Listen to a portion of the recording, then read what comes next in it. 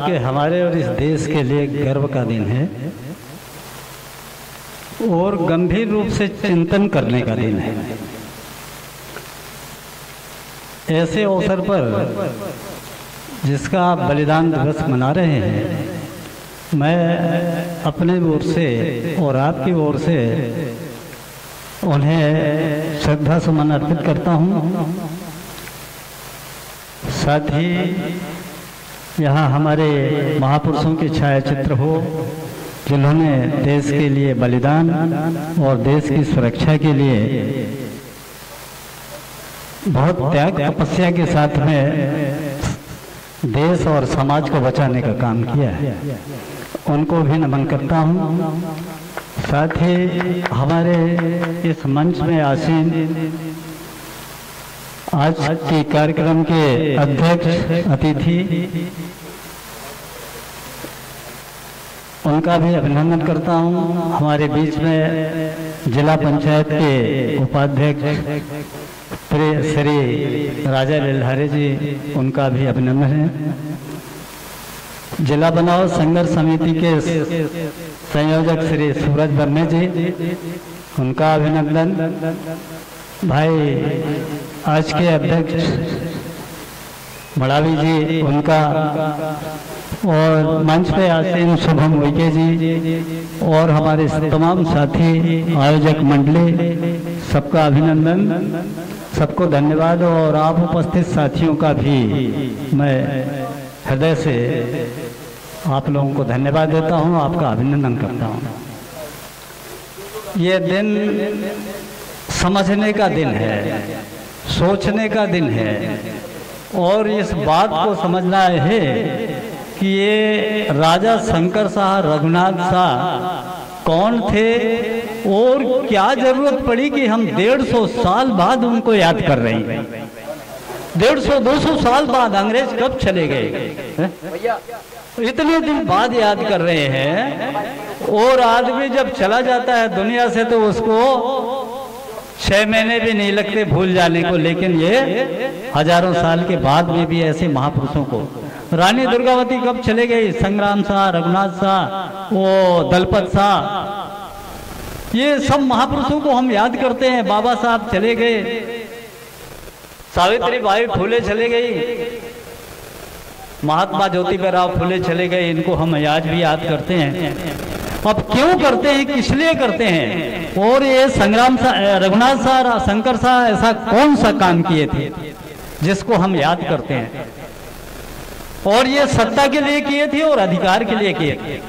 आपको पता होना चाहिए, जब शंकर शाह और रघुनाथ शाह को की मृत्यु की गई थी, उनको तोप के मुंह में बांधा गया था, उस समय कौन इस देश के शासक थे?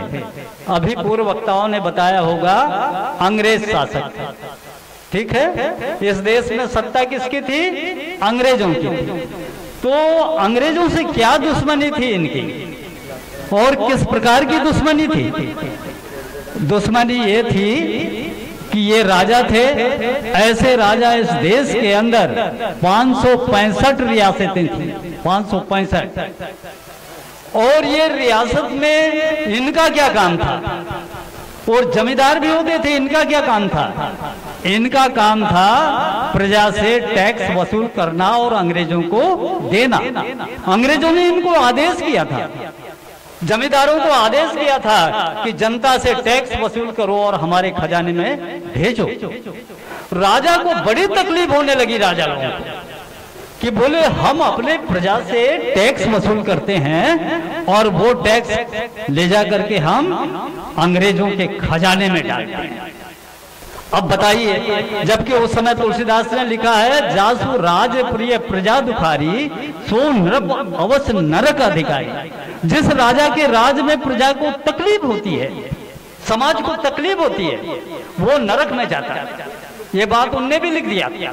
तो इनने गंभीरता से सोचा कि हमारे राज्य में हम अपने प्रजा को तकलीफ देते हैं, पैसा वसूल करते हैं और अंग्रेजों का खजाना भरते हैं, ये बात ठीक नहीं। तो राजा लोगों को भी जवान दे दिए थे, पुलिस वाले दे दिए थे सुरक्षा के लिए, गन लेकर के वो इसी देश के थे, आपके हमारे बेटे थे जो राजा लोगों के पास थे, और अंग्रेजों के पास में जो सिपाही थे, पुलिस थे, बंदूकधारी थे, अंग्रेजों की सुरक्षा करते थे, वो आपके हमारे बेटे होते थे। राजा ने सोचा कि ये सिपाही और पुलिस वाले जितने बंदूकधारी हैं ये तो हमारे बच्चे हैं, और सुरक्षा किसकी करते हैं? अंग्रेजों, और टैक्स वसूलते किसकी हैं? हमारे लोगों की। तो इनके मन में दिमाग में बात आया, और उस समय देश को आजाद करने की मुहिम पूरे भारत देश में चल गया। इनने क्या काम किया? वो तमाम सिपाहियों को समझाने का काम किया कि आप लोग उनकी गुलामी करते हैं, उनकी सुरक्षा करते हैं जो अंग्रेज हैं, और हमारे बेटे हैं, और टैक्स भी आपके माता पिता भरते हैं, आप भरते हैं, हम भरते हैं। इस देश से इनको भगाना है। तो राजा ने तमाम सिपाहियों को संदेश पूरे देश के अंदर भेजा कि अब अंग्रेजों की सुरक्षा नहीं करना है, उन पर हमला करना। ये पूरी तैयारी हो गई, तिथि तय हो गई कि अंग्रेजों के दफ्तर पर हमला करना। उस समय यहाँ का कमांडर, कमिश्नर, क्लार्क थे अंग्रेज। तो क्लार्क के दफ्तर में ये तिथि तय कर दी कि उनके पर बम पटकना है, और जितने अंग्रेज अफसर हैं उनको खत्म कर देना है। ये तिथि योजना बन गई। ये योजना की जानकारी अंग्रेजों को लग गई। अंग्रेजों को जब लगी तो एक दलाल, फर्जी, आपके बीच का एक सिपाही उसको ड्रेस बदल करके और राजा शंकर शाह के पास भेजते हैं। राजा शंकर साहब उनसे पूरी जायजा ले लेता है, उनका आदमी बन जाता है कि भाई ये क्या होने वाला है, कब होगा, अंग्रेजों से लड़ाई कैसे होगी, कब के लिए योजना बनी है, कब बम पटकना है। अब शंकर साहब ने समझे नहीं, आदमी उनके बन गए थे, तो उनने बता दी कि भाई फलाने दिन हम क्लार्क के दफ्तर में बम पटकेंगे, उड़ा देंगे, और अंग्रेजों को यहाँ भगाने की साजिश हमारी बन गई। अब वो जासूस जो था हमारे बीच का, वो जासूस आकर के अंग्रेजों को बताता कि ऐसी ऐसी योजना बनी। वो योजना के पहले ही अंग्रेजों ने क्या काम किया? राजा शंकर शाह, रघुनाथ शाह को उनके घर जाकर सैनिक के साथ में जाकर इनको बंदी बना लिया, और बंदी बनाने के बाद आज के ही दिन 18 तारीख को जबलपुर में एल्गिन हॉस्पिटल के सामने, रेलवे लाइन के सामने, लाखों लोगों के सामने तोप के मुंह में दोनों पिता और पुत्र राजा शंकर शाह और रघुनाथ शाह को बांध दिया तोप के मुंह में, और इनको उड़ा दिया। और लाखों लोगों के सामने इसलिए उड़ाया कि आइंदा कोई भी आदमी अंग्रेजों के साथ में ऐसा हरकत ना करे, और न किसी अंग्रेजों को भगाने की सोच भी पैदा ना करे। इतनी आत्माओं के साथ में इस देश के अंदर किसी भी बलिदानी को इतनी सजा नहीं दी गई, लेकिन इतिहास नहीं आया। और इतिहास इसलिए नहीं आया कि आपके समाज के लोग पढ़े लिखे नहीं थे। उसके पहले जो सत्ता थी वो पढ़ने के लिए मना कर दिया, पढ़ नहीं पाए लोगों ने और लिख भी नहीं पाए। तो इस तरीके से इनको मृत्यु आज के दिन दिया था। ये सोचने का दिन है, याद रखने का दिन है, बिना सत्ता के कुछ नहीं होता। इसलिए और सत्ता की ही लड़ाई थी, और सत्ता में अंग्रेज थे, उसके पहले मुसलमान भी थे, तुर्क भी थे, हुंड भी थे, कई प्रकार के। तो सत्ता आदमी के पास बहुत जरूरी है, और लड़ाई भी। सब लोगों ने सामाजिक लड़ाई की बात कही। मैं कहता हूं हमारे देश में आजादी के पहले राजनीतिक लड़ाई हुई, लेकिन सामाजिक लड़ाई नहीं हुई। सामाजिक लड़ाई होनी चाहिए, लेकिन सत्ता के लिए होनी चाहिए। अब लोगों ने कहते समाज को आगे बढ़ाएंगे, तो कैसे बढ़ाओगे? जिसके पास सत्ता होगी बढ़ेगा। बाबा साहब ने भी खुद कहा था, अपने संविधान की किताब में लिखा हुआ है, इस देश के अंदर जब अंग्रेज जा रहे थे और राजनीतिक लड़ाई शुरू हुई थी, और राजनीतिक लड़ाई शुरू हुई और राजनीतिक लड़ाई को सफलता मिली और देश आजाद हुआ। लेकिन इसके पहले सामाजिक लड़ाई नहीं हुई थी, तो सत्ता उन लोगों के हाथ में चला गया जो पूंजीपति थे, पढ़े लिखे लोग, विद्वान थे, धनवान थे, उनके हाथ में सत्ता चली गई और प्रजा के पास में कोई सत्ता नहीं आई। अनेक प्रजा सत्ता से वंचित रह गए। और सत्ता से वंचित कब तक रही? देश आजादी को 75 साल हो गए, लेकिन सत्ता आप लोगों के पास आई क्या? नहीं आई। ये सत्ता किसके पास चली गई? पूंजीपतियों के पास। आज नेता कौन बनता है? गरीब आदमी बन जाता है क्या? नहीं बनता ना। आज मैं खुल के बता रहा हूं, देश आजादी को 75 साल हुए, इस बैहर विधानसभा का कितने लोग चुन के गए। नाम गिला देता हूं। एक सबसे पहला विधायक कौन चुन के गया? नैन सिंह ठाकुर। नाम सुने हो आप लोग? नैन सिंह ठाकुर गुदमा के रहने वाले। दूसरे विधायक गए हरे सिंह एमएलए आमगांव के रहने वाले। और तीसरा महिपाल सिंह मसराम के नियावाली। और उसके बाद कहाँ के विधायक बनते हैं? कहाँ के बनते हैं? भीमजोरी दमो, दमो भीमजोरी, भीमजोरी दमो, है ना? दोनों जगह के बनाते हो ना आप लोग? हाँ, दोनों जगह के विधायक बना रहे हो ना। और कितने सालों से बना रहे हो? 55 साल हो गए। पहले 25 साल हो गए भीमजोर दमोह का, और 30 साल हो गए भीमजोरी से। तो ये बताओ, पहले राजा के पेट से तो क्या पैदा होता था? राजा होता था। अब राजा कहां से पैदा होता है? पेटी से। आज राजा कहां से पैदा होता है? पेटी से। होता है कि नहीं पेटी से पैदा? और पहले कहां से होता था? पेट से। तो पेटी का राजा कौन बनाता है? आप ही लोग तो बनाते हो ना। लेकिन किसको बनाते हो आप? जिसके पास पैसा है, जो पैसा बांट देता है, बहुत बैनर लगाता है, जिसकी 10-20 गाड़ियां चलती हैं, उसको आप राजा बना देते हैं। और आपको वो मजबूर कर देता है कि इस पेटी में मेरे ही नाम का बटन दबाना, क्योंकि पैसा बांट देता है। बात सही है कि गलत बोल रहा हूं? ऐसा ही करते हैं ना। हमारे पूर्व साथियों ने कहा था, हमको पार्टी और राजनीति और सत्ता की बात हमको नहीं करना है, लेकिन बिना सत्ता का जीवन ही नहीं होता। जिसके हाथ में सत्ता नहीं है, वो मांगते फिरता है। वो पैसा लूट लिया, यहाँ का खजाना चला गया, वो लेके उड़ गया, ये जमीन हमारी लूट लिया, वन यहाँ का लूट लिया, हम चिल्लाते भरे। मणिपुर में घटना हो गई, शाहजहांपुर में हो गया, इसके पर पेशाब कर दिया, उसको लूट लिया। ये हमारे पास सत्ता नहीं रहने के कारण ये बात हमारे पास आती। अगर सत्ता हमारे हाथ में होता, मजाल है कोई ऐसा कर सकता था।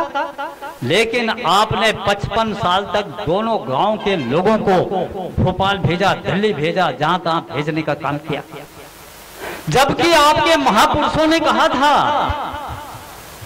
कि आप अपने नेता को खुद चुनिए, और वहां से नेता कौन होना चाहिए? नेता वो होना चाहिए जो गोंडवाना लैंड था, गोंडवाना भूमि थी, गोंडवाना साम्राज्य था, और हजारों लाखों साल तक गोंडों ने राज किया था। पूरी धरती गोंडवाना की थी। वो गोंडवाना लैंड के लोगों को चुनो। उनने एक दल बनाया, और वो दल था दादा हीरा सिंह ने बनाया, मोतीराम कंगाली ने बनाया, सुनेर सिंह तारंग ने बनाया। वो तमाम 20-25 लोगों ने मिलकर वो दल बनाया। और बोलो यहां से उनको भोपाल भेजिए, वो आपकी बात करेंगे। अब बोले जिनको आपने 55 साल तक चुना, वो आपके आदमी हैं क्या? उनको आपने टिकट दिया है क्या? उनको लड़ने के लिए पैसा दिया है क्या? नहीं दिया। इनको टिकट मिली दिल्ली से, लड़ने के लिए पैसा आया दिल्ली से, तो काम आपका करेंगे कि दिल्ली वाले का करेंगे? जिसने पैसा दिया उसका काम करेंगे ना। तो आज तक इन्हीं लोगों को भेजने का काम किया है, तो वो आपका काम बिल्कुल नहीं कर सकते। तो आपको ये तय करना पड़ेगा कि अपनी तरीके का आदमी जो हमारी बात को रख सके। और उसका उदाहरण भी देखिए, 75 साल में एक आध ठेकेदार बना क्या? एक आध यहाँ कॉपर माइन से जिसका विस्थापन हुआ उसको सेटल होने के लिए जमीन मिली क्या? कान्हा पार से भगाए उसको जमीन दिया गया क्या? उसके लिए मकान बने क्या? नहीं। अभी हमारे मनोज भाई कह रहे थे कि जिला बनाना है। जिला बनाने के लिए हमारे जिनको भेजे आपने भीमदोरी और दमोह को, इन लोगों ने जिला बनाने के लिए आए क्या? पिछले अक्टूबर महीने से सूरज भाई और मैं, मनोज भाई और तमाम आप लोगों ने जिला बनाने के लिए एक से एक उपाय किए, गांव जाकर के सबको तैयार किया और 26 दिसंबर को पूरा बजर कोना कोना पान ठेला तक निकला। वो काम आप लोगों ने किया। इन लोगों ने 55 साल इनके पास सत्ता होने के बाद किया क्या? नहीं किया। आपके आदमी है क्या? लेकिन आप लोगों ने क्या रट लिया है, ये हमारा ये दल है, भीमजोरी दल है, दमोह दल है। ये दल तो आपके है नहीं, मैंने बता दिया ना। पैसा वहां का, टिकट वहां का, आदमी उनका, आपके नहीं। तो आपको इससे बचना चाहिए कि नहीं बचना चाहिए? अपने आदमी चुनना चाहिए ना। पेटी से पैदा होता है तो पेटी में आदमी डालना चाहिए। ये काम आपको तय करना पड़ेगा जब ही राजा शंकर शाह रघुनाथ शाह का बलिदान दिवस साकार होगा, सफल होगा, अन्यथा नहीं हो सकता। अरे रानी दुर्गावती ने भी अपने साम्राज्य की रक्षा करने का काम किया। संग्राम शाह प्रतापी राजा, 52गढ़ के राजा थे जिनने सोने और चांदी के सिक्के चलाए। वो कहां चले गए वो राजपाट जो हजारों साल तक राज किया और प्रजा को कोई तकलीफ नहीं हो। हमारा कभी कभी साधारण आदमी, ST SC OBC सामान्य का आदमी सोच लेता है अरे गोंडवाना का राज आ जाएगा तो अरे हमारा क्या होगा? अरे कुछ नहीं होगा। जहां 5वीं और 6ठी अनुसूची है, जहां आदिवासियों का राज है, वहां सब सुकून में है। जब इनका राज था पूरी प्रजा सुकून में थी, सब सुखी थे। तो ये बात कहना गलत है। आप जब गद्दी में जब ईमानदार आदमी बैठेगा, मेहनत करने वाले बैठेगा, सतीश भाई कह रहे थे कि हमारा आदमी मेहनत करने वाला है, मेहनत करता है, अन्न पैदा करता है, खुद खाता है और दूसरों को पालता है। आज जो आपको फ्री का राशन मिलता है, आप उसको आप ही ने पैदा किया है। ये सोचने का प्रश्न है। तो आने वाले साल में आपको ये तय करना है वो पेटी से किस टाइप का राजा पैदा करना है। ये 55 साल वाला राजा पैदा मत करो, ये आपके है नहीं।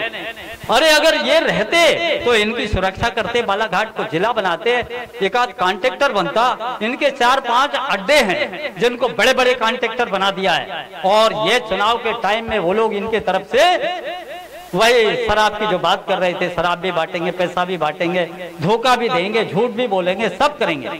ये आदमी आपके बचे नहीं, रिश्तेदार हो सकते हैं, परिवार के हो सकते हैं। सत्ता के लिए परिवार और रिश्तेदार की जरूरत नहीं पड़ती, सिद्धांतों की जरूरत पड़ती है, व्यवस्था की जरूरत पड़ती है, सच्चे आदमी की जरूरत पड़ती है। वो आदमी को देखना है, उसको चयन करना है।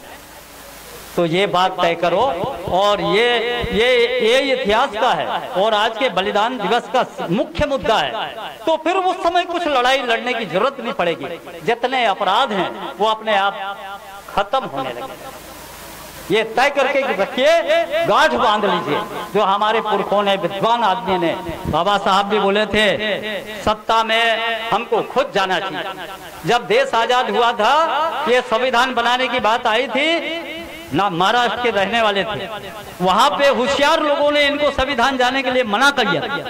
ये फिर बंगाल में इनको बुलाया गया और वहां से इनको मेंबर बनाया गया और जाके संविधान बनाया और उनके संविधान के कारण आपकी सुरक्षा है, अन्यथा आप कहीं चले जाते। आज तो जो सत्ता में है, ये संविधान जो बना है, बाबा साहब जैसे विद्वान आदमी, कोई भारत के विद्वान नहीं थे, संसार के विद्वान थे, संसार भर में उनकी विद्वता थी। वो कॉन्स्टिट्यूशन को बनाया, संविधान को, जिसका जो अधिकार आपको, ये जमीनों की रजिस्ट्री नहीं होती और आप सुरक्षा कर सकते हो, ये मेरी जमीन मेरा फला, और ये कानून खत्म करने वाले हैं संविधान को। खराब संविधान है। अरे संविधान को मानने वाला आदमी ईमानदार हो तो संविधान में थोड़ी बहुत गलती हो जाए तो उसको संभाल लेता है।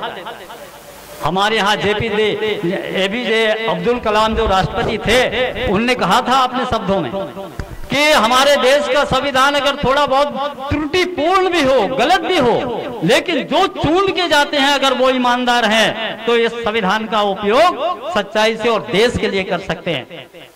तो हमारे यहाँ संविधान तो ठीक है, जाने वाले आदमी ठीक नहीं। तो आएंगे, अब भविष्य में ध्यान रखें। मैं पुनः आऊंगा, आपसे बात करूंगा, टाइम पर्याप्त होगा, हम रुकवा भी जाएंगे तो हम चर्चा करेंगे। ईमानदार आदमी देखिए और आपके हित वाला आदमी देखिए। ये दो बड़े दल जो हैं, तू नहीं तो तू और तू नहीं तो तू, वो काम आपके आने वाले नहीं है। नोट कर लीजिए, आज से राजा साहब के सामने, उनके छाया क्षेत्र के सामने आप प्रतिज्ञा कर लीजिए कि हम अपने पसंद का आदमी चुनेंगे और अपने समाज का आदमी चुनेंगे।